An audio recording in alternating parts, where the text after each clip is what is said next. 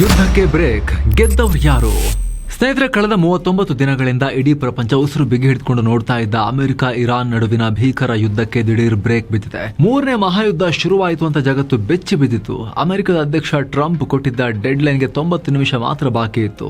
ಇಡೀ ಕತೆಗೊಂದು big twist ಸಿಕ್ಕಿದೆ. ಈಗ ಅಮೆರಿಕ ಮತ್ತು ಇರಾನ್ ಎರಡೂ ಕಡೆಯಿಂದ ಈಗ 2 ವಾರಗಳ ಕದನ ವಿರಾಮ ಅಥವಾ ಸೀಸ್ ಫೈರ್ ಘೋಷಣೆ ಆಗಿದೆ. ಆದ್ರೆ ಇಲ್ಲಿ ಎದ್ದಿರೋ ಅತಿ ದೊಡ್ಡ ಪ್ರಶ್ನೆ ಅಂದ್ರೆ, ಈ ಯುದ್ಧದಲ್ಲಿ ಗೆದ್ದಿರೋರು ಯಾರು? ಅಮೆರಿಕದ ಮುಂದೆ ಇರಾನ್ ಶರಣಾಯ್ತ ಅಥವಾ ಟ್ರಂಪ್ ಅವರೇ ಇರಾನ್ನ ಕಂಡೀಷನ್ಗೆ ತಲೆಬಾಗದ್ರ? ಮಿಡಲ್ ನಲ್ಲಿ ಪಾಕಿಸ್ತಾನದ ಎಂಟ್ರಿ ಆಗಿದ್ದು ಹೇಗೆ? ಇಸ್ರೇಲ್ ಕತೆ ಏನು? ಬನ್ನಿ ಈ 39 ದಿನಗಳ ಯುದ್ಧದ ಗ್ರೌಂಡ್ ರಿಯಾಲಿಟಿಯನ್ನ ಕ್ವಿಕ್ ಆಗಿ ಅರ್ಥ ಮಾಡ್ಕೊಳ್ತಾ ಹೋಗೋಣ. ಟ್ರಂಪ್ ಬಳಸಿರೋ ಪದ ನೋಡಿ, ಇಡೀ ಇರಾನ್ ನಾಗರಿಕತೆಯನ್ನ ಅಳಿಸಿ ಹಾಕಿಬಿಡ್ತೀನಿ, ಸತ್ ಹೋಗುತ್ತೆ, ಇಡೀ ನಾಗರಿಕತೆ ಮತ್ತೆ ವಾಪಸ್ ಬರಲ್ಲ ಅನ್ನೋ ಬೆದರಿಕೆಯನ್ನು ಹೊಟ್ಟಿದ್ರು. ಏನು ಅಣುಬಾಂಬ್ ಹಾಕ್ತಾರೆ ಇವರು, ಏನಾಗಿದೆ ಇವರಿಗೆ ಅಂತ ಹೇಳಿ ಜಗತ್ತು ಆತಂಕಗೊಂಡಿತ್ತು. ಇದೇನು ಡೆಡ್ ಲೈನ್ ಮುಗಿಯೋಕೆ 90 ಮಿನಿಟ್ಸ್ ಬಾಕಿ ಇದೆ ಅನ್ನುವಾಗ ದಿಢೀರ್ ಅಂತ ಪಾಕಿಸ್ತಾನದ ಪ್ರಧಾನಿ ಶಹಬಾಜ್ ಶರೀಫ್ ಅವರ ಎಕ್ಸ್ ಅಕೌಂಟ್ ನಲ್ಲಿ ಒಂದು ಪೋಸ್ಟ್ ಬಂತು. ಈ ಪೋಸ್ಟ್ ನೋಡಿದ್ರೆ ಯಾರೋ ಕಳಿಸಿದ ಫಾರ್ವರ್ಡ್ ಮೆಸೇಜ್ ನ ತಂದು ಹಾಗೆ ಕಾಪಿ ಪೇಸ್ಟ್ ಮಾಡಿದ ಹಾಗಿತ್ತು. ಅಲ್ಲಿ ಡ್ರಾಫ್ಟ್ ಅನ್ನೋದು ಕೂಡ ಅವ್ರು ರಿಮೂವ್ ಮಾಡಕ್ ಹೋಗಿರ್ಲಿಲ್ಲ. ಓಕೆ, ಏನೋ ಒಂದು ಅವರ ಅಕೌಂಟ್ ಅಲ್ಲಿ ಪೋಸ್ಟ್ ಬಂತು. ಅದರ ಬೆನ್ನಲ್ಲೇ ಅಮೆರಿಕ ಅಧ್ಯಕ್ಷ ಡೊನಾಲ್ಡ್ ಟ್ರಂಪ್ ತಮ್ಮ ಟ್ರೂತ್ ಸೋಷಿಯಲ್ ಅಕೌಂಟ್ ನಲ್ಲಿ ಒಂದು ಪೋಸ್ಟ್ ಹಾಕಿದ್ರು. ಅದರಲ್ಲಿ ಟ್ರಂಪ್ ಹೇಳಿದ್ರು, 2 ವಾರಗಳ ಕಾಲ ಇರಾನ್ ಮೇಲಿನ ಬಾಂಬಿಂಗ್ ಮತ್ತು ದಾಳಿಯನ್ನ ತಡೆ ಹಿಡಿಯೋಕೆ ನಾನು ಒಪ್ಪಿದ್ದೇನೆ. ಇದು 2 ಕಡೆಯ ಕದನ ವಿರಾಮ ಆಗಿರುತ್ತೆ ಅಂತ ಘೋಷಣೆ ಮಾಡಿದ್ರು. ಜೊತೆಗೆ ಹಾರ್ಮುಜ್ ಜಲಸಂಧಿಯನ್ನ ಇರಾನ್ ಸಂಪೂರ್ಣವಾಗಿ ತಕ್ಷಣ ಸೇಫ್ ಆಗಿ ಓಪನ್ ಮಾಡಬೇಕು ಅಂತ ಕೂಡ ಅದರಲ್ಲಿ ಟ್ರಂಪ್ ಬರೆದ್ರು. ಆ ಕಡೆ ಇರಾನ್ ನಿಂದಲೂ ಇದಕ್ಕೆ ಕನ್ಫರ್ಮೇಶನ್ ಬಂತು. ಆದ್ರೆ ಇರಾನ್ ಕಂಡೀಷನ್ಸ್ ಹಾಕಿತ್ತು. ಟ್ರಂಪ್ಗೆ ಇರಾನ್ನ 10 ಕಂಡೀಷನ್ಸ್. ಸೂಪರ್ ಪವರ್ ಅಮೆರಿಕವನ್ನೇ ಬಗ್ಗಿಸ್ತಾ ಇರಾನ್.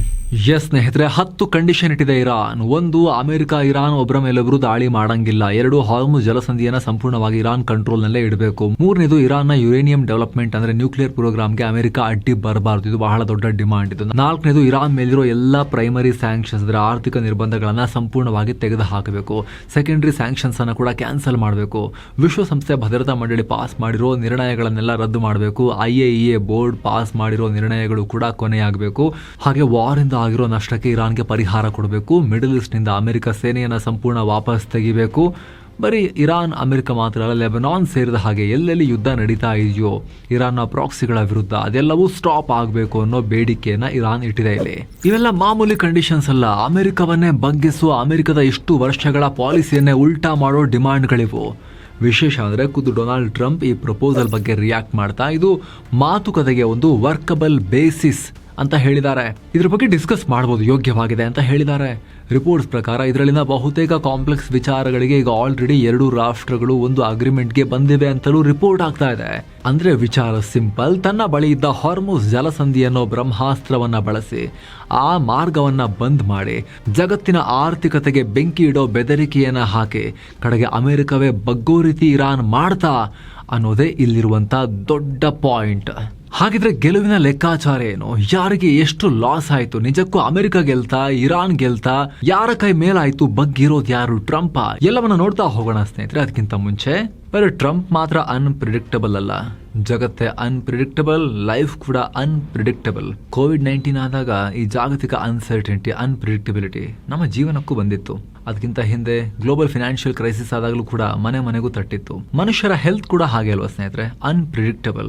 ಯಾವಾಗ ಆರೋಗ್ಯದ ಸಮಸ್ಯೆ ಬಂದು ನಮ್ಮ ಭಾರತೀಯ ಫ್ಯಾಮಿಲಿಗಳಂತೂ ದಿವಾಳಿ ಆಗೋದಕ್ಕೆ ಒಂದು ಹಾಸ್ಪಿಟಲ್ ಮೆಟ್ಲು ಹತ್ತೋದು ಮಾತ್ರ ಬಾಕಿ ಅಂತ ಹೇಳ್ತಾರೆ. ಯಾಕಂದ್ರೆ ಹೆಚ್ಚಿನ ಜನರ ಹತ್ರ ಹೆಲ್ತ್ ಇನ್ಶೂರೆನ್ಸ್ ಇಲ್ಲ. ಜೊತೆಗೆ ಅವರು ಕೂಡಿಟ್ಟಿರೋ ಸೇವಿಂಗ್ಸ್ ಅದು ಇದು ಎಲ್ಲ ಒಂದು 3 ದಿನ ಅಡ್ಮಿಟ್ ಆದ್ರೆ ಸಾಕು, ಪೂರ ಕಿತ್ಕೊಂಡು ಹೋಗಿರುತ್ತೆ. ಲಕ್ಷಾಂತರ ರೂಪಾಯಿ ಖರ್ಚಾಗುತ್ತೆ ಅವಾಗ. ಹಾಗಾಗಿ ಹೆಲ್ತ್ ಇನ್ಶೂರೆನ್ಸ್ ಈಗಿನ ಕಾಲದ ಅನಿವಾರ್ಯತೆ ಸ್ನೇಹಿತರೆ. ಬರೀ 700ರಿಂದ 1000 ರೂಪಾಯಿಗೆ 10ರಿಂದ 20 ಲಕ್ಷ ರೂಪಾಯಿ ಕವರೇಜ್ ಇರೋ ಹೆಲ್ತ್ ಇನ್ಶೂರೆನ್ಸ್ ಮಾಡಿಸಬಹುದು. 3 ದಿನ 4 ದಿನ ಹಾಸ್ಪಿಟಲ್ ಹೋಗಿ ಅಡ್ಮಿಟ್ ಆಗೋ ಸಿಚುವೇಶನ್ ಬಂತು ಅಂತ ಹೇಳಿದ್ರೆ ಇರೋ ಬರೋ ದುಡ್ಡೆಲ್ಲ ಗೆಬರಿ ಕೊಟ್ಟು ಸಾಲನ್ ಕೂಡ ಮಾಡಿ ಫ್ಯಾಮಿಲಿ ದಿವಾಳಿ ಆಗೋ ಸಿಚುವೇಶನ್ ಬರೋದಿಲ್ಲ. ಆ 10-20 ಲಕ್ಷ ರೂಪಾಯಿ ತನಕದ ಹಾಸ್ಪಿಟಲ್ ಬಿಲ್ ಅನ್ನ ಇನ್ಶೂರೆನ್ಸ್ ನಿಮ್ಮ ಪಾಲಿಸಿ ಕಟ್ಬಿಡುತ್ತೆ. ಕ್ಯಾಶ್ಲೆಸ್ ಟ್ರೀಟ್ಮೆಂಟ್ ತಗೊಂಡು ಹಾಸ್ಪಿಟಲ್ ಇಂದ ಗುಣಮುಖರಾಗಿ ಹೊರ ಬರ್ಬೋದು. ಸೊ ನಿಮ್ಮ ಹತ್ರ ಇನ್ನೂ ಕೂಡ ಹೆಲ್ತ್ ಇನ್ಶೂರೆನ್ಸ್ ಇಲ್ಲ ಅಂತ ಹೇಳಿದ್ರೆ ನಿಮಗೆ ನಿಮ್ಮ ಏಜ್ಗೆ, ನಿಮ್ಮ ಇನ್ಕಮ್ಗೆ ಸೂಟ್ ಆಗೋ ಥರ ಮತ್ತು ನಿಮ್ಮ ಫ್ಯಾಮಿಲಿಯಲ್ಲಿ ಎಷ್ಟು ಜನ ಇದ್ದಾರೆ, ಅವರ ಏಜ್ ಎಷ್ಟು, ಅದಕ್ಕೆಲ್ಲ ಅನುಗುಣವಾಗಿ ಟೇಲರ್ ಮೇಡ್ ಪಾಲಿಸಿಯನ್ನು ಬೈ ಮಾಡೋಕ್ಕೆ ಹೆಲ್ಪ್ ಬೇಕು ಅಂತಿದ್ರೆ, ಬೆಸ್ಟ್ ಪಾಲಿಸಿಯನ್ನು ಬೈ ಮಾಡೋಕ್ಕೆ ನೀವು ಡಿಟೋದವರ ಹೆಲ್ಪನ್ನು ಪಡಿಬೋದು. ಬೆಂಗಳೂರಿನ ಉದ್ಯಮಿಗಳಾಗಿರೋ ನಿಖಿಲ್ ಕಾಮತ್, ನಿತಿನ್ ಕಾಮತ್ ಅವರ ಝೀರೋದ ಇದೆಯಲ್ಲ, ಝೀರೋದ ಬೆಂಬಲಿತ ಸಂಸ್ಥೆ ಇದು. ಡಿಟೋ 4.9 ಸ್ಟಾರ್ ರೇಟಿಂಗ್ ಇದೆ. ಇವರು ನಿಮಗೆ ಇನ್ಶೂರೆನ್ಸ್ ಬೈ ಮಾಡ್ಬೇಕಾದ್ರೆ ಮಾತ್ರ ಅಲ್ಲ, ಹೆಲ್ತ್ ಇನ್ಶೂರೆನ್ಸ್ ಕ್ಲೇಮ್ ಮಾಡೋ ಸಂದರ್ಭ ಬಂದರೆ ಕ್ಲೇಮ್ ಸಪೋರ್ಟ್ ಕೂಡ ನೀಡ್ತಾರೆ. ವಿಡಿಯೋ ಕೆಳಗಡೆ ಡಿಸ್ಕ್ರಿಪ್ಷನ್ ಅಲ್ಲಿ ಪಿನ್ ಮಾಡಿರೋ ಕಾಮೆಂಟ್ ನಲ್ಲಿ ಇವರ ಲಿಂಕ್ ಇದೆ. ಕ್ಲಿಕ್ ಮಾಡೋ ಮೂಲಕ ನೀವು ಅಲ್ಲಿ ಫ್ರೀ ಆಗಿ ಇವರ ಕನ್ಸಲ್ಟೇಷನ್ ಬುಕ್ ಮಾಡಬಹುದು. ನಿಮ್ಮ ಸೂಟಬಲ್ ಟೈಮ್ ನಲ್ಲಿ ನೀವು ಬುಕ್ ಮಾಡ್ಕೋಬಹುದು. ಆ ಟೈಮ್ಗೆ ಮಾತ್ರ ಅವ್ರು ಕಾಲ್ ಮಾಡ್ತಾರೆ, ಬೇರೆ ಟೈಮ್ ನಿಮಗೆ ಕಾಲ್ ಬರಲ್ಲ. ಅವ್ರ ಹತ್ರ ನೀವು ಮಾತಾಡಿಕೊಂಡು ಫ್ರೀ ಆಗಿ ಅಡ್ವೈಸ್ ಪಡ್ಕೊಂಡು ನೀವು ಡಿಸಿಷನ್ ತಗೋಬಹುದು. ವಾಟ್ಸ್ಆಪ್ ನಲ್ಲೂ ಕೂಡ ಕಮ್ಯುನಿಕೇಟ್ ಮಾಡಬಹುದು. ಆಸಕ್ತರು ಮಿಸ್ ಇಲ್ಲದೆ ಡಿಸ್ಕ್ರಿಪ್ಷನ್ ಮತ್ತು ಪಿನ್ ಮಾಡಿರೋ ಕಾಮೆಂಟ್ ಅನ್ನ ಚೆಕ್ ಮಾಡಿ ಬನ್ನಿ. ಕಂಟಿನ್ಯೂ ಮಾಡೋಣ ಸ್ನೇಹಿತರೆ. ಗೆಲುವಿನ ಲೆಕ್ಕಾಚಾರ, ಯಾರಿಗೆ ಎಷ್ಟು ಲಾಸ್? 39 ದಿನದ ಮಾರಣ ಹೋಮ, ತತ್ತರಿಸಿದ ಅರಬ್ಬರು. ಸ್ನೇಹಿತರೆ, ಈ 39 ದಿನಗಳ ಯುದ್ಧ ಅಮೆರಿಕಗೂ ಇರಾನ್ಗೂ ಹಾಗೂ ಇಡೀ ಮಿಡಲ್ ಈಸ್ಟ್ಗೂ ದೊಡ್ಡ ಪೆಟ್ಟನ್ನ ಕೊಟ್ಟಿದೆ. ಮೊದಲು ಅಮೆರಿಕದ ಲಾಸ್ ಬಗ್ಗೆ ನಾವು ಮಾತನಾಡೋಣ. ಅಮೆರಿಕ ನಾವೇ ಗೆದ್ದಿದ್ದು ಅಂತ ಎಷ್ಟೇ ಬಿಲ್ಡಪ್ ಕೊಟ್ಟರು ಕೂಡ ತೆರೆಮರೆಯಲ್ಲಿ ಭಾರಿ ಲಾಸ್ ಆಗಿದೆ. ಯುದ್ಧದ ತೀವ್ರತೆಗೆ ಅಮೆರಿಕ ಕೊಟ್ಟಿರೋ ಬೆಲೆ ಸಣ್ಣದೇನಲ್ಲ. ಪೆಂಟಗನ್ ಮತ್ತು CSIS ನಂತಹ ಡಿಫೆನ್ಸ್ ಥಿಂಕ್ ಟ್ಯಾಂಕ್ ಗಳ ಡೇಟಾ ನೋಡಿದ್ರೆ ನಿಜಕ್ಕೂ ಶಾಕ್ ಆಗುತ್ತೆ. ಮೊದಲು ಪ್ರಾಣಹಾನಿ ವಿಚಾರಕ್ಕೆ ಬರೋಣ. ಈ ಕದನದಲ್ಲಿ ಜಸ್ಟ್ 39 ದಿನಗಳಲ್ಲಿ ಅಮೆರಿಕದ ಕಡೆ ಜಾಸ್ತಿ ಏನು ಸಾವು ನೋವಾಗಿಲ್ಲ. 13 ಅಮೆರಿಕನ್ ಸೈನಿಕರು ಪ್ರಾಣ ಕಳ್ಕೊಂಡಿದ್ದಾರೆ. ಬರೋಬ್ಬರಿ 300ಕ್ಕೂ ಅಧಿಕ ಅಮೆರಿಕನ್ ಸೈನಿಕರು ಗಾಯಗೊಂಡಿದ್ದಾರೆ. ಆದರೆ ಅಮೆರಿಕದ ಇನ್ಫ್ರಾಸ್ಟ್ರಕ್ಚರ್ಗಳಿಗೆ ಇರಾನ್ ಸ್ವಲ್ಪ ಡ್ಯಾಮೇಜ್ ಮಾಡಿದೆ. ಮಿಡಲ್ ಈಸ್ಟ್ ನಲ್ಲಿರೋ ಅಂದರೆ ಇರಾಕ್ ಮತ್ತು ಸಿರಿಯಾದಲ್ಲಿರೋ ಕನಿಷ್ಠ 17 ಅಮೆರಿಕನ್ ಸೇನಾ ನೆಲೆಗಳ ಮೇಲೆ ಇರಾನ್ ಡೈರೆಕ್ಟ್ ಆಗಿ ಅಟ್ಯಾಕ್ ಮಾಡಿದೆ. ಪೇಟ್ರಿಯಾಟ್ನಂತಹ ಅತ್ಯಾಧುನಿಕ ಏರ್ ಡಿಫೆನ್ಸ್ ಸಿಸ್ಟಮ್ಗಳನ್ನು ಮೀರಿ ಕ್ಷಿಪಣಿಗಳು ಕ್ಯಾಂಪ್ಗೆ ಅಪ್ಪಳಿಸಿವೆ. ಇದರಿಂದ ಅಮೆರಿಕದ ಮಿಲಿಟರಿ ಇನ್ಫ್ರಾಸ್ಟ್ರಕ್ಚರ್ಗೆ ಸುಮಾರು $1.4 ಬಿಲಿಯನ್ ವರೆಗೂ ಲಾಸ್ ಆಗಿದೆ. ವಿಮಾನಗಳ ಲೆಕ್ಕಾಚಾರ ನೋಡಿದ್ರೆ ಆಪರೇಷನ್ ಸಿಂಧೂರ್ ಟೈಮ್ನಲ್ಲಿ ಅಷ್ಟು ಜೆಟ್ ಬಿತ್ತು, ಇಷ್ಟು ಜೆಟ್ ಬಿತ್ತು ಅಂತ ಹೇಳಿ ದಿನ ಬೆಳಗಾದ್ರೆ ಕುಣಿತಾ ಇದ್ದ ಟ್ರಂಪ್ಗೆ ನೋಡಿ ಇಲ್ಲಿ ಏನಾಗಿದೆ ಅಂತ ಹೇಳಿ. ಅಮೆರಿಕದ ಒಂದು F-15 ಫೈಟರ್ ಜೆಟ್ ಇರಾನ್ ಮೇಲೆ ಹೊಡೆದುರುಳಿಸಲಾಯಿತು. ಕುವೈತ್ ಮೇಲೆ ಒಂದು A-10 ವಿಮಾನಕ್ಕೆ ಪೆಟ್ಟಾಯಿತು. ಹಾಗೆ ರಕ್ಷಣಾ ಕಾರ್ಯಾಚರಣೆ ವೇಳೆ 2 ಬ್ಲ್ಯಾಕ್ ಹಾಕ್ ಹೆಲಿಕಾಪ್ಟರ್ಗಳಿಗೂ ಡ್ಯಾಮೇಜ್ ಆಗಿದೆ. ಇನ್ನು ಇರಾನ್ ಹೇಳ್ಕೊಳ್ಳೋ ಪ್ರಕಾರ ಅವರು ಅಮೆರಿಕದ 2 C-130 ಟ್ರಾನ್ಸ್ಪೋರ್ಟ್ ವಿಮಾನ, 2 ಬ್ಲ್ಯಾಕ್ ಹಾಕ್ ಹೆಲಿಕಾಪ್ಟರ್, ಇಸ್ರೇಲ್ನ ಒಂದು HARMES 900 ಡ್ರೋನ್ ಮತ್ತು ಅಮೆರಿಕದ MQ-9 ಡ್ರೋನ್ ಅನ್ನ ಹೊಡೆದು ಹಾಕಿದೀವಿ ಅಂತ ಹೇಳ್ಕೊಂಡಿದ್ದಾರೆ. ಅಲ್ಲದೆ ಒಂದು ಅತ್ಯಾಧುನಿಕ ಥಾರ್ಡ್ ರೆಡಾರ್, ಒಂದು ಪೇಟ್ರಿಯಟ್ ಸಿಸ್ಟಮ್ ಸೇರಿಬಿಟ್ಟು 12 ರೆಡಾರ್ಗಳನ್ನ ಧ್ವಂಸ ಮಾಡಿದೀವಿ ಅಂತ ಇರಾನ್ ಕ್ಲೇಮ್ ಮಾಡಿದೆ. ಇದೆಲ್ಲದರ ಜೊತೆಗೆ ಅಮೆರಿಕಗೆ ಆದ ಅತಿದೊಡ್ಡ ಮುಖಭಂಗ ಅಂದರೆ ಕುವೈತ್ನಲ್ಲಿ ನಡೆದ ಫ್ರೆಂಡ್ಲಿ ಫೈರ್ ಎಡವಟ್ಟು. ಕುವೈತ್ನ ಏರ್ ಡಿಫೆನ್ಸ್ನವರೇ ತಮ್ಮದೇ ಮಿತ್ರ ರಾಷ್ಟ್ರ ಅಮೆರಿಕದ ವಿಮಾನಗಳನ್ನು ಶತ್ರು ವಿಮಾನ ಅಂತ ಕನ್ಫ್ಯೂಸ್ ಮಾಡಿಕೊಂಡು ಮಿಸ್ಟೇಕ್ನಿಂದ ಹೊಡೆದು ಹಾಕಿದ್ರು. ಇದರಿಂದ ಅಮೆರಿಕ ತನ್ನ 3 ಅತ್ಯಾಧುನಿಕ F-15E ಫೈಟರ್ ಜೆಟ್ಗಳನ್ನು ಕಳ್ಕೊಂಡಿರೋದು ಅಮೆರಿಕ ಪಾಲಿಗೆ ಭಾರಿ ದೊಡ್ಡ ಡ್ಯಾಮೇಜ್. ಅಷ್ಟು ಮಾತ್ರ ಅಲ್ಲ, ಪೈಲಟ್ಗಳ ರಕ್ಷಣಾ ಕಾರ್ಯಾಚರಣೆಗೆ ಹೋದಾಗ 2 MC-130J ವಿಮಾನಗಳನ್ನು ಕೂಡ ಇವರು ಅಲ್ಲಿಂದ ಟೇಕ್ ಆಫ್ ಮಾಡ್ಕೊಂಡು ಬರೋಕ್ಕೆ ಆಗಲ್ಲ ಅನ್ನೋ ಕಾರಣಕ್ಕೋಸ್ಕರ ಶತ್ರುಗಳ ಕೈಗೆ ಸಿಗಬಾರ್ದು ಅಂಥೇಳಿ ಸ್ಫೋಟಕ ಇಟ್ಟು ಇವರೇ ಅದನ್ನು ಧ್ವಂಸ ಮಾಡಿ ನಾಶ ಮಾಡಿ ಬಂದಿದ್ದಾರೆ. ಅಲ್ಲಿ ಒಂದೊಂದಕ್ಕೂ ಕೂಡ $100 ಮಿಲಿಯನ್ ಖರ್ಚಾಗುತ್ತೆ ಒಂದೊಂದು ವಿಮಾನಕ್ಕೆ. ಅಲ್ಲೂ ಕೂಡ ಅಮೆರಿಕಗೆ ಲಾಸ್ ಆಗಿದೆ. ಜೊತೆಗೆ ಇರಾನ್ ಕಳಿಸಿದ $20,000 ಸಣ್ಣ ಡ್ರೋನ್ಗಳನ್ನು ಹೊಡೆಯೋಕೆ ಅಮೆರಿಕ 20 ರಿಂದ 25 ಕೋಟಿ ರೂಪಾಯಿ ಬೆಲೆಯ ಕ್ಷಿಪಣಿಗಳನ್ನು ಯೂಸ್ ಮಾಡಬೇಕಾಗಿ ಬಂತು. ಖರ್ಚಿನ ಲೆಕ್ಕ ಕೇಳಿ, ಎಷ್ಟು ದುಡ್ಡು ಖರ್ಚಾಗಿದೆ ಅಮೆರಿಕಾಗೆ ಅಂತ ಹೇಳಿ. ಯುದ್ಧ ಶುರುವಾದ ಮೊದಲ 6 ದಿನದಲ್ಲೇ ಅಮೆರಿಕ $94,000 ಕೋಟಿ ರೂಪಾಯಿಗಳನ್ನು, ಹತ್ತಿರ 1 ಲಕ್ಷ ಕೋಟಿ ರೂಪಾಯಿ, $11.3 ಬಿಲಿಯನ್ ಖರ್ಚು ಮಾಡಿದೆ. ಮಾರ್ಚ್ ಮಧ್ಯದ ಹೊತ್ತಿಗೆ ಈ ಯುದ್ಧದ ಖರ್ಚು 1.5 ಲಕ್ಷ ಕೋಟಿ ರೂಪಾಯಿ ದಾಟ್ ಹೋಗಿತ್ತು, $18 ಬಿಲಿಯನ್ ದಾಟ್ ಹೋಗಿತ್ತು. ಇದೇ ಕಾರಣಕ್ಕೆ ಪೆಂಟಗನ್ ಯುದ್ಧ ಮುಂದುವರಿಸೋಕೆ $200 ಬಿಲಿಯನ್ ಎಮರ್ಜೆನ್ಸಿ ಫಂಡ್ ಬೇಕು ಅಂತ ಕೇಳಿದ್ದು ಅಮೆರಿಕದಲ್ಲಿ. ಕೇವಲ 1 ತಿಂಗಳ ಯುದ್ಧದಲ್ಲಿ ಅಮೆರಿಕ ಬಿಲಿಯನ್ ಗಟ್ಟಲೆ ಡಾಲರ್ ಹಣವನ್ನ ಲಿಟ್ರಲಿ ಹರಿಸಿದೆ, ಸುಟ್ಟು ಬೂದಿ ಮಾಡಿದೆ. ಓಕೆ, ಅಮೆರಿಕ ಡಾಲರ್ ಪ್ರಿಂಟ್ ಮಾಡುತ್ತೆ, ಅವರಿಗೆ ಡಾಲರ್ ಪ್ರಿಂಟ್ ಮಾಡಿ ಜಗತ್ತಿನಾದ್ಯಂತ ಚೆಲ್ಲತ್ತೆ, ತಾಕತ್ತಿದೆ. ಅಮೆರಿಕದ ಮಿತ್ರ ರಾಷ್ಟ್ರಗಳಾದ ಅರಬ್ ರಾಷ್ಟ್ರಗಳಿಗೆ ಬಿದ್ದಿರೋ ಪೆಟ್ಟೇನು? ಮುಖ್ಯವಾಗಿ UAE. ಇರಾನ್ನ ಅಟ್ಯಾಕ್ಗಳಿಂದ UAE ತನ್ನ ಗ್ಯಾಸ್ ಫೆಸಿಲಿಟಿಗಳನ್ನು ಮುಚ್ಚಬೇಕಾಯಿತು.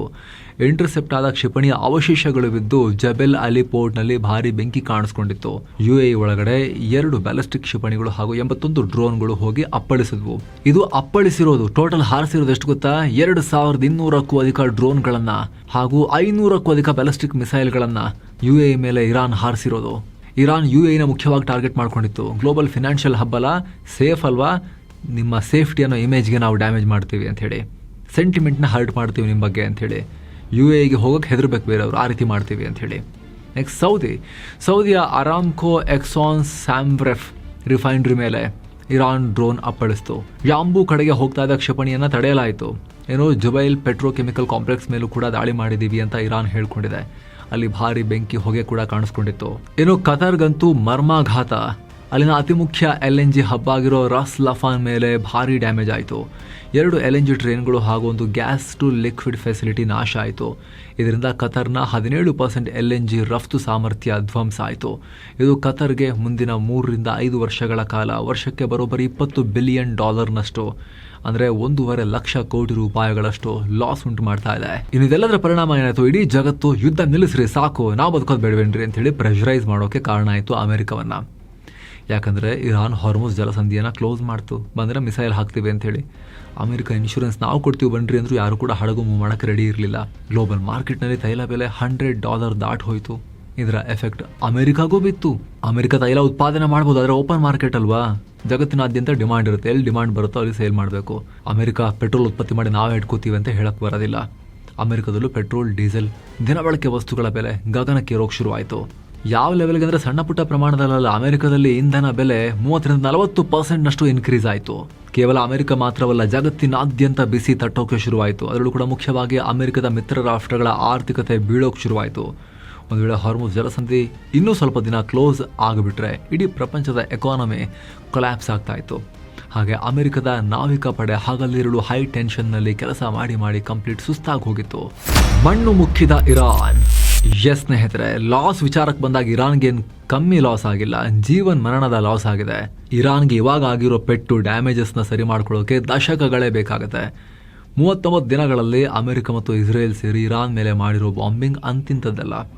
ಇರಾನ್ನ ಮಿಲಿಟರಿ ಶಕ್ತಿಯನ್ನ ಅಕ್ಷರಶಃ ಮಣ್ಣು ಮುಗಿಸಿದ್ದಾರೆ. ಮೊದಲನೇದು, ಇರಾನ್ನ ಟಾಪ್ ಲೇಯರೇ ಖಾಲಿಯಾಗಿದೆ. ಇರಾನ್ ಇಷ್ಟು ಪ್ರಬಲವಾಗಿ ಅಮೆರಿಕವನ್ನ ಫೈಟ್ ಮಾಡೋಕೆ ದೊಡ್ಡ ಕಾರಣ ಯಾರು? ಅವರ ಸುಪ್ರೀಂ ಲೀಡರ್ ಆಗಿದ್ದ ಆಯತುಲ್ಲಾ ಅಲಿ ಖಾಮೆನಿ. ಈಗ ಅವರೇ ಇಲ್ಲ. ಜೊತೆಗೆ ಇರಾನ್ ಸೇನೆ, IRGCಯ ಹಲವು ಉನ್ನತ ಕಮಾಂಡರ್ಗಳು ಹಾಗೂ ಸ್ಟ್ರಾಟಜಿಸ್ಟ್ಗಳು ಮಣ್ಣಾಗಿದ್ದಾರೆ. ಇದು ಇರಾನ್ ಮಿಲಿಟರಿ ಲೀಡರ್ಶಿಪ್ಗೆ ಬಿದ್ದ ದೊಡ್ಡ ಪೆಟ್ಟು. ಇನ್ನು ಓವರ್ ಆಲ್ ಸೈನಿಕರ ಸಾವು ನೋವಿನ ಲೆಕ್ಕಾಚಾರ ನೋಡಿದ್ರೆ ಇರಾನ್ ಆರೋಗ್ಯ ಇಲಾಖೆನೇ ಹೇಳೋ ಪ್ರಕಾರ 2076 ಜನ ಪ್ರಾಣ ಕಳ್ಕೊಂಡಿದ್ದಾರೆ, 26,500 ಜನ ಗಾಯಗೊಂಡಿದ್ದಾರೆ. ಆದರೆ ಅಮೆರಿಕ, ಇಸ್ರೇಲ್ ಕೊಡ್ತಿರೋ ರಿಪೋರ್ಟ್ ಪ್ರಕಾರ ಇರಾನ್ನ 6,000ಕ್ಕೂ ಅಧಿಕ ಸೈನಿಕರು ಪ್ರಾಣ ಕಳ್ಕೊಂಡಿದ್ದಾರೆ, 15,000ಕ್ಕೂ ಅಧಿಕ ಜನ ಗಾಯಗೊಂಡಿದ್ದಾರೆ. ಕೇವಲ ಡೈರೆಕ್ಟ್ ಇರಾನಿಗೆ ಪೆಟ್ಟು ಮಾತ್ರ ಅಲ್ಲ, ಇರಾನ್ ಸಾಕಿತ್ತಲ್ಲ ಇಸ್ರೇಲ್ನಾದ್ಯಂತ ಮತ್ತು ಅಮೆರಿಕದ ಗಲ್ಫ್ ಮಿತ್ರರನ್ನು ಸುತ್ತುವರಿಬೇಕು ಅಂತ ಹೇಳಿ ಪ್ರಾಕ್ಸಿಗಳನ್ನು ಸಾಕಿತ್ತಲ್ಲ, ಅವರಿಗೂ ಭಾರಿ ಪೆಟ್ಟು ಬಿದ್ದಿದೆ. ಲೆಬನಾನ್ನಲ್ಲಿ ಇಸ್ರೇಲ್ ಇನ್ನೂ ಕೂಡ ಮಾಡ್ತಿರೋ ಕಾರ್ಯಾಚರಣೆಯಲ್ಲಿ ಹಿಜ್ಬುಲ್ಲಾದ 1,000ಕ್ಕೂ ಅಧಿಕ ಫೈಟರ್ಗಳು ಪ್ರಾಣ ಕಳ್ಕೊಂಡಿದ್ದಾರೆ. ಇರಾಕ್ನ PMFನ 85 ಉಗ್ರರು ಕೂಡ ಪ್ರಾಣ ಕಳ್ಕೊಂಡಿದ್ದಾರೆ. ಬರೀ ಸೈನಿಕರಷ್ಟೇ ಅಲ್ಲ, ಅಮೆರಿಕದ ದಾಳಿಗೆ ಇರಾನ್ನ 190ಕ್ಕೂ ಅಧಿಕ ಬ್ಯಾಲಿಸ್ಟಿಕ್ ಮಿಸೈಲ್ ಲಾಂಚ್ ಸೈಟ್ಗಳು, 150ಕ್ಕೂ ಅಧಿಕ ನೌಕಾಪಡೆಯ ಹಡಗುಗಳು ಸಂಪೂರ್ಣ ನಾಶವಾಗಿವೆ. ಪ್ರಮುಖ ಏರ್ ಡಿಫೆನ್ಸ್ ಸಿಸ್ಟಮ್ಗಳು, ರೆಡಾರ್ಗಳು ಪುಡಿಯಾಗಿವೆ. ಡ್ರೋನ್ ಮತ್ತು ಕ್ಷಿಪಣಿ ತಯಾರಿಸೋ ಫ್ಯಾಕ್ಟರಿಗಳು ಬ್ಲಾಸ್ಟ್ ಆಗಿವೆ. ಇರಾನ್ನ ಶಸ್ತ್ರಾಸ್ತ್ರ ಸಪ್ಲೈ ಚೈನನ್ನು ಕಟ್ ಮಾಡಲಾಗಿದೆ. ಕಬ್ಬಣ ಉತ್ಪಾದಿಸೋ ಪ್ಲಾಂಟ್ಗಳನ್ನು ಕೂಡ ಬಿಟ್ಟಿಲ್ಲ, ಸ್ಟೀಲ್ ಪ್ಲಾಂಟ್ಗಳನ್ನು ಕೂಡ ಬಿಟ್ಟಿಲ್ಲ, ಡ್ಯಾಮೇಜ್ ಮಾಡಿ ಬಾಂಬ್ ಹಾಕಿದ್ದಾರೆ. ಎಲ್ಲಕ್ಕಿಂತ ಮುಖ್ಯವಾಗಿ ಇರಾನ್ ಆರ್ಥಿಕತೆಯ ಬೆನ್ನೆಲುಬಾಗಿದ್ದ ಖಾರ್ಗ್ ಐಲ್ಯಾಂಡ್, ಈ ಐಲ್ಯಾಂಡಿಗೆ ಬಂದೆ ಅಲ್ಲಿಂದ ಮುಂದಕ್ಕೆ ಎಲ್ಲ ಟ್ರಾನ್ಸ್ಪೋರ್ಟ್ ಆಗಬೇಕು, ಶಿಪ್ಮೆಂಟ್ ಎಲ್ಲ ಹೋಗಬೇಕು, ಇರಾನ್ನ ತೈಲ ಮಾರಬೇಕು ಅಂತ ಹೇಳಿದ್ರೆ ಆ ಖಾರ್ಗ್ ಐಲ್ಯಾಂಡ್ ಸೇರಿದ ಹಾಗೆ ಇರಾನ್ನ ಪ್ರಮುಖ ಏರ್ಪೋರ್ಟ್ಗಳು, ಮಿಲಿಟರಿ ಬೇಸ್ಗಳು, ರೆಡಾರ್ ಸಿಸ್ಟಮ್ಗಳು ಅಲ್ಲೆಲ್ಲನೂ ದಾಳಿ ಆಯಿತು. ಖಾರ್ಗ್ ಐಲ್ಯಾಂಡ್ನಲ್ಲಿ ಆಯಿಲ್ ಇನ್ಫ್ರಾ ಮೇಲೆ ಹೊಡೆಯಲ್ಲ ನಾವು ಅಂತ ಹೇಳಿದ್ರು ಕೂಡ ಒಂದ್ಸಲಿ ಇಸ್ರೇಲ್ ಹೊಡಿತು, ಆಮೇಲೆ ಅಮೆರಿಕನೂ ಹೊಡಿತು. ಆದರೆ ಅಮೆರಿಕ ಹೊಡೆದಾಗ ನಾವು ಹೊಡೆದಿರೋದು ಕೇವಲ ಮಿಲಿಟರಿ ಟಾರ್ಗೆಟ್ಸ್ ಅಂತ ಮಾತ್ರ ಹೇಳಿದ್ರು. ಇದೆಲ್ಲದರ ಪರಿಣಾಮ ಆಲ್ರೆಡಿ ದಶಕಗಳ ನಿರ್ಬಂಧದಿಂದ ಕಂಗೆಟ್ಟು ಹೋಗಿದ್ದ ಇರಾನ್ನ ಕರೆನ್ಸಿ ರಿಯಾಲ್ ಮೌಲ್ಯ ಹಿಂದೆಂದೂ ಕಾಣದಷ್ಟು ಪಾತಾಳಕ್ಕೆ ಬಿದ್ದಿದೆ. ಹಣದುಬ್ಬರ ಮಿತಿ ಮೀರಿದೆ. ದಿನಬಳಕೆ ವಸ್ತುಗಳು ಊಟಕ್ಕೂ ಪರದಾಡೋ ಪರಿಸ್ಥಿತಿ ಬಂದಿದೆ. ಕರೆಂಟ್ ಕಟ್ ಶುರುವಾಗಿದೆ. ಯಾವಾಗ ಜನರ ಪಾಡು ಕಷ್ಟ ಆಯಿತೋ ಸರ್ಕಾರದ ವಿರುದ್ಧ ಜನ ರೊಚ್ಚಿಗಳೋ ಪರಿಸ್ಥಿತಿ ನಿರ್ಮಾಣ ಆಗಿದೆ. ಹೀಗಾಗಿ ಸದ್ಯಕ್ಕೆ ಯುದ್ಧ ಎಂಡಾದರೂ ಕೂಡ ಈ ವಾರ್ ಟೈಮ್ನಲ್ಲಿ ಅಮೆರಿಕ, ಇಸ್ರೇಲ್ ಎಷ್ಟೇ ಕರೆ ಕೊಟ್ಟರು ಕೂಡ ಜನ ದಂಗೆ ಇರಲಿಲ್ಲ. ದೇಶ ಯುದ್ಧ ಮಾಡ್ತಿರೋ ಟೈಮ್ನಲ್ಲಿ ಜನರು ಕೂಡ ರೊಚ್ಚಿಗೆದ್ರೆ ಇದರಿಂದ ದೇಶಕ್ಕೆ ಡ್ಯಾಮೇಜ್ ಆಗುತ್ತೆ, ಶತ್ರುಗಳ ಕೈಗೆ ದೇಶ ಹೋಗುತ್ತೆ ಅನ್ನೋ ಕಾರಣಕ್ಕೋ ಏನೋ ಇರಾನ್ನ ಜನ ಕೆಲವೇ ತಿಂಗಳ ಹಿಂದೆ ಅಷ್ಟೊಂದು ಆಕ್ರೋಶ ವ್ಯಕ್ತಪಡಿಸ್ತಾ ಇದ್ದವರು ಖಾಮೆನಿಗಳ ವಿರುದ್ಧ. ಯುದ್ಧ ಶುರು ಆದಮೇಲೆ ಇವರು ಎಷ್ಟೇ ಕುಮ್ಮಕ್ಕು ಕೊಟ್ಟರು ಅವರು ಪ್ರತಿಭಟನೆ ಮಾಡಲಿಲ್ಲ. ಆದರೆ ಸೀಸ್ ಫೈರ್ ಆದಮೇಲೆ, ಯುದ್ಧ ಮುಗಿದ ಮೇಲೆ ಜನ ಸುಮ್ಮನೆ ಇರ್ತಾರ? ಅವ್ರಿಗೆ ಅಲ್ಟಿಮೇಟ್ಲಿ ಬದುಕಬೇಕಲ್ವಾ? ಖಾಮೆನಿಗಳ ಆಡಳಿತದ ವಿರುದ್ಧ ಹೊಸ ಪ್ರತಿಭಟನೆಯ ಅಲೆ ಯಾವಾಗ ಬೇಕಾದರೂ ಶುರುವಾಗೋ ಆತಂಕ ಇದ್ದೇ ಇದೆ. ಹೀಗಾಗಿ ಸ್ನೇಹಿತರೆ, ಅಮೆರಿಕ ಮತ್ತು ಇಸ್ರೇಲ್ ಇಬ್ಬರು ಕಡೆಯಿಂದ ನೋಡಿದ್ರು ಕೂಡ ಕದನ ವಿರಾಮ ಇಬ್ಬರಿಗೂ ಅನಿವಾರ್ಯ ಅನ್ನೋ ವಾತಾವರಣ ನಿರ್ಮಾಣ ಆಗಿ ಹೋಗಿತ್ತು. ವಾರಲ್ಲೊಂದು ಮಾತಿದೆಯಲ್ಲ ಸ್ನೇಹಿತರೆ, ವಾರ್ ನಡೆದಾಗ ಸೋತವನು ಸತ್ತ, ಗೆದ್ದವನು ಸೋತ ಅಂಥೇಳಿ. ಹಾಗೆ ಇಲ್ಲೂ ಕೂಡ ಅಮೆರಿಕ ಮತ್ತು ಇಸ್ರೇಲ್ ಇಬ್ಬರಿಗೂ ಕೂಡ ಬಹಳ ನಷ್ಟ, ಡ್ಯಾಮೇಜಸ್ ಆಗಿದೆ. ಆದರೆ ಮಧ್ಯದಲ್ಲಿ ಖಿಲಾಡಿತನ ತೋರಿಸಿರೋದು ಒಂದು ರಾಷ್ಟ್ರ. ಇಸ್ರೇಲ್ ಅಸಲಿ ವಿನ್ನರ್, ಇರಾನ್ ಸರ್ವನಾಶ ಸಂಪೂರ್ಣ. ಇಸ್ರೇಲ್ ಕಡೆಗೆ ಬರೋಣ ಈಗ. ಇಡೀ ಮಿಡಲ್ ಈಸ್ಟ್ ಗಲಾಟೆ ಶುರುವಾಗಿದ್ದೆ ಇಸ್ರೇಲ್ನಿಂದ. ಅಸಲಿಗೆ 39 ದಿನಗಳ ಕದನದಲ್ಲಿ ಯಾರಿಗಾದರೂ ಲಾಭ ಆಗಿದ್ರೆ ಅದು ಇಸ್ರೇಲಿಗೆ ಮಾತ್ರ. ಯಾಕೆ ಗೊತ್ತಾ? ಇರಾನ್ನ ಸುಪ್ರೀಂ ಲೀಡರ್ ಅಲಿ ಖಾಮೆನೆಯನ್ನೇ ಹತ್ಯೆ ಮಾಡುವ ಮೂಲಕ ಇರಾನ್ನ ನಾಯಕತ್ವವನ್ನೇ ಇಸ್ರೇಲ್ ಅನಾಥ ಮಾಡಿದೆ. ಅಷ್ಟೇ ಅಲ್ಲ, ದಶಕಗಳಿಂದ ಇಸ್ರೇಲ್ಗೆ ತಲೆನೋವಾಗಿದ್ದ ಇರಾನ್ನ ಪ್ರಾಕ್ಸಿಗಳು ಅಂದ್ರೆ ಹಮಸ್ ಮತ್ತು ಹಿಜ್ಬುಲ್ಲಾ ಪಡೆಯನ್ನ ಇಸ್ರೇಲ್ ಆಲ್ಮೋಸ್ಟ್ ಕ್ಲೀನ್ ಸ್ವೀಪ್ ಮಾಡಿದೆ. ಇರಾನ್ನ ಶಸ್ತ್ರಾಸ್ತ್ರಗಳ ಫ್ಯಾಕ್ಟರಿಗಳನ್ನ ಪುಡಿ ಮಾಡಿದೆ. ಮುಂದಿನ 16 ವರ್ಷ ಇರಾನ್ ಇಸ್ರೇಲ್ ಮೇಲೆ ತಲೆ ಎತ್ತಕ್ಕಾಗಬಾರದು, ಪ್ರಾಕ್ಸಿಗಳಿಗೆ ಶಸ್ತ್ರಾಸ್ತ್ರ ಕೊಡೋಕ್ಕೂ ಆಗಬಾರದು, ಆ ಮಟ್ಟಿಗೆ ಹೊಡೆದಿದೆ. ಜೊತೆಗಿಲ್ಲಿ ಟ್ವಿಸ್ಟ್ ನೋಡಿ, 2 ವಾರದ ಕದನ ವಿರಾಮಕ್ಕೆ ಇಸ್ರೇಲ್ ಬೆಂಬಲ ಕೊಟ್ಟಿದೆ. ಆದರೆ ಇದು ಲೆಬನಾನ್ಗೆ ಅನ್ವಯ ಆಗಲ್ಲ ಅಂತ ಇಸ್ರೇಲ್ ಹೇಳಿದೆ. ಅಂದ್ರೆ ಅಮೆರಿಕ ಮತ್ತು ಇರಾನ್ ಕೈಕಟ್ಟಿ ಕೂರೋ ಈ 2 ವಾರಗಳ ಬ್ರೇಕ್ನಲ್ಲಿ ಲೆಬನಾನ್ನಲ್ಲಿ ಅಳಿದುಳಿದ ಹಿಜ್ಬುಲ್ಲಾಗಳನ್ನ ಕೂಡ ಕಂಪ್ಲೀಟ್ ಫಿನಿಶ್ ಮಾಡೋದು ಇಸ್ರೇಲ್ನ ಪ್ಲಾನ್ ಮತ್ತು ಸೌತ್ ಲೆಬನಾನ್ ಅನ್ನ ಆಕ್ಯುಪೈ ಮಾಡಿ ಇಟ್ಕೊಳ್ಳೋದು ಇಸ್ರೇಲ್ನ ಪ್ಲಾನ್. ಏನು ಇಸ್ರೇಲ್ನ ಕಂಡೀಷನ್ ಏನು ಗೊತ್ತಾ? ಇರಾನ್ ತಕ್ಷಣ ಹಾರ್ಮುಜ್ ಜಲಸಂಧಿಯನ್ನ ಓಪನ್ ಮಾಡಬೇಕು ಅಂತ. ಜಲಸಂಧಿ ಓಪನ್ ಆದ್ರೆ ಇಸ್ರೇಲ್ಗೆ ಬೇಕಾದ ಲಾಜಿಸ್ಟಿಕ್ಸ್ ಸಪ್ಲೈ ಕೂಡ ಸರಾಗವಾಗುತ್ತೆ. ಸೊ ಯಾವ ತರದಲ್ಲಿ ನೋಡಿದ್ರು ಕೂಡ ಆಗಿರೋ ದೊಡ್ಡ ಲಾಸ್ ಎಲ್ಲ ಅಮೆರಿಕಾಗೆ ಮತ್ತು ಇರಾನ್ಗೆ. ಮಧ್ಯದಲ್ಲಿ ಚಿಟಿಪಿಟಿ ಅಂತ ನಿರಂತರವಾಗಿ ದಾಳಿ ಮಾಡಿ ಆರಾಮಾಗಿ ಹೋಗಿ ಕೂತ್ಕೊಂಡಿರೋದು, ದೂರದಲ್ಲಿ ವಾಪಸ್ ಹೋಗಿ ಕೂತ್ಕೊಂಡಿರೋದು ಈ ಇಸ್ರೇಲ್. ಹಾಗಂತ ಎಲ್ಲವೂ ಇಲ್ಲಿಗೆ ಎಂಡ್ ಆಯ್ತಾ? ಹಾಗೆ ಹೇಳಕ್ಕಾಗಲ್ಲ. ಈಗ 2 ವಾರದ ಬ್ರೇಕ್ ಅಷ್ಟೇ ಸಿಕ್ಕಿದೆ. ಶಾಶ್ವತ ಶಾಂತಿ ಇನ್ನೂ ಕೂಡ ಗ್ಯಾರಂಟಿ ಆಗಿಲ್ಲ. ಮುಂದಿನ ವೀಕೆಂಡ್ ಬರುವಷ್ಟರಲ್ಲಿ, ಅಪ್ಕಮಿಂಗ್ ವೀಕೆಂಡ್ ಬರುವಷ್ಟರಲ್ಲಿ ಇನ್ಯಾವ ಥರ ಟ್ವಿಸ್ಟ್ ಸಿಗುತ್ತೆ, ಯಾರು ಮತ್ತೆ ಶುರು ಮಾಡ್ತಾರೆ ಗಲಾಟೆ ಅನ್ನೋ ಆತಂಕ ಇದ್ದೇ ಇದೆ. ಈ ಬಗ್ಗೆ ನಿಮ್ಮ ಒಪಿನಿಯನ್ ಏನು? ಹೈಯೆಸ್ಟ್ ಡ್ಯಾಮೇಜ್ ಆಗಿರೋದು ಯಾರಿಗೆ? ಹೈಯೆಸ್ಟ್ ಗೇನ್ ಮಾಡ್ಕೊಂಡಿರೋದು ಯಾರು? ಮಿಸ್ ಇಲ್ಲದೆ ಕಾಮೆಂಟ್ ಮಾಡಿ ತಿಳಿಸಿ.